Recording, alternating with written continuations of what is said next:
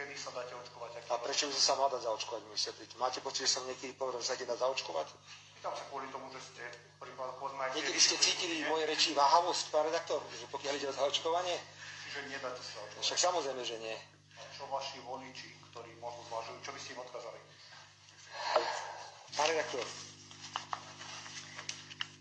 opakovane chcem bez akýchkoľvek emócií povedať, že pre mňa je očkovanie osobná, nie je stádovitá vec. Každý sa má rozhodnúť na základe informácií, ktoré získal, len tieto informácie ľudia bohužiaľ nedostávajú.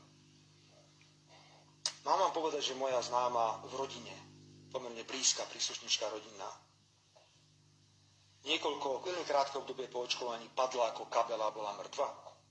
A môžem vám porozprávať veľa podobných prípadov. Choďte sa porozprávať na neurológiu, koľko majú nárast mozgových úmrtí alebo mozgových porážok. A ďalšie veci.